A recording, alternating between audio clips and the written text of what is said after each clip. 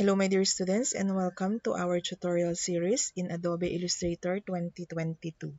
So for this lesson, I will be showing you how will you set up your own workspace so you can work conveniently with Adobe Illustrator.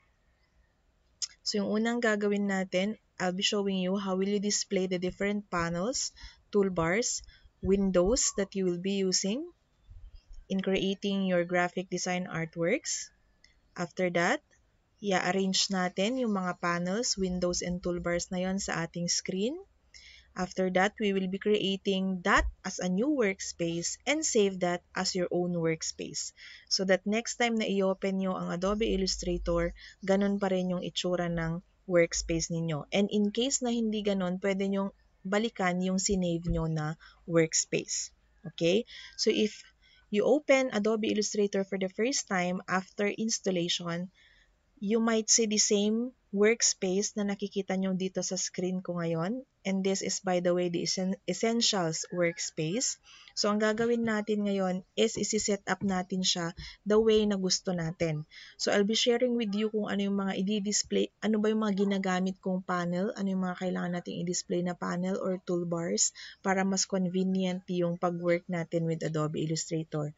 So, pwede nyong dagdagan yung mga i-display nyo na panel or pwede nyong bawasan. Depende sa inyo kung anong mas convenient sa inyo. Okay? So for now, I will remove muna lahat. So I will just drag and close.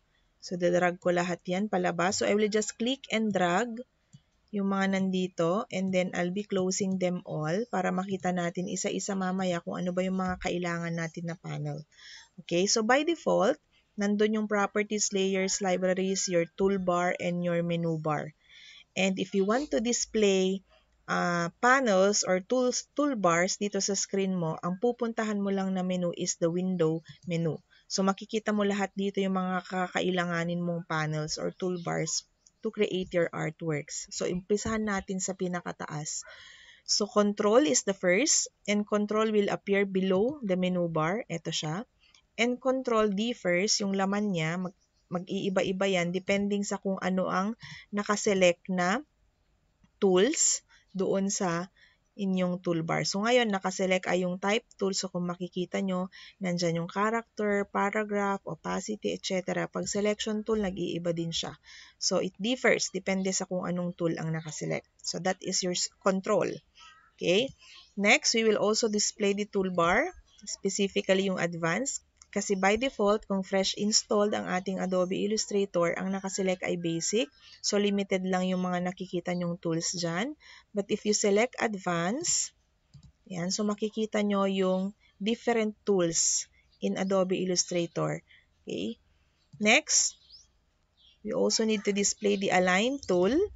Okay, so this is the align tool. So, I will just drag yung align and drag it here sa ating screen or sa right side. So, pag nag-blue na yon, bitawan nyo siya.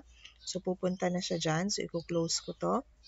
So, I'll be using the align tool later. So, i-discuss ko later kung ano ba ang gamit ng align tool. So, ngayon, magsiset up lang muna tayo ng screen natin. Next, we have the artboards. So, kailangan ko lang si artboard. So, i-drag ko si artboard dito. Yan, sa baba. Close ko si asset export.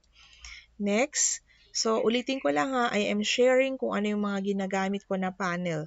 So, pwede nyong dagdagan, pwede nyong bawasan. Next, i-display ko din ang layers.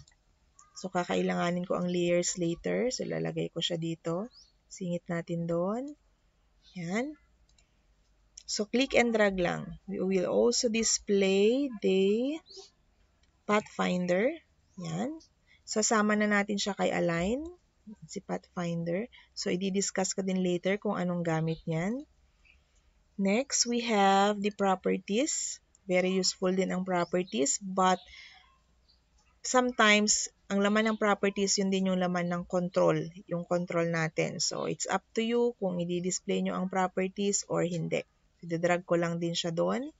Okay. Next, we have the swatches. Very important din ang swatch. For our colors, ilalagay ko sa taas ang ating swatch. Then, I will close that. Okay, ano pa? Yung type, hindi ko na i-display but this will display the formatting options if you want to format yung mga text na i-enter nyo doon sa inyong artboard. Okay, by the way, this is your artboard. Ito yung lalabas once you create doon sa ating start screen. Okay, so close ko lang to. So once you are satisfied doon sa mga kakailanganin nyo na tool or panel dito, pwede nyo yang i-hide para hindi masyadong crowded yung area or workspace ninyo. Pwede nyo siyang actually i-collapse and then i-expand. Pag nakakollapse siya, pag clinic mo, lumalabas dito yon. Ayan. Yan. So ako, I prefer na nakakollapse siya para hindi masyadong umaagaw sa screen. Okay, so that's how you set up your workspace. So after natin palabasin lahat ng mga panel, yung control, yung toolbar natin, in-arrange na din natin siya the way that we want. So ngayon, isi-save na natin siya. So to save this panel, para pag next time na i-open kong Illustrator, ganun pa rin ang itsura niya, you go to Window. Okay, click lang natin yon para pumunta tayo sa pinakaunang options. May makikita kayo doon na workspace. Okay, so may mga nakasave na dyan na workspaces na ginamit nating sample sa klase. Okay, so ang gagawin natin ngayon is to click New Workspace. Okay, name your workspace. So for example, Nirvana, yun ang workspace na pangalan ng workspace ko. And I will click OK. Okay, so after that, makikita nyo na ang Nirvana dyan. So yun yung workspace na nagagamit. Ngayon, if you open Adobe Illustrator next meeting, for example, or the second time around, tapos ang itsura niya ganito na naman. So, bumalik siya sa essentials na workspace.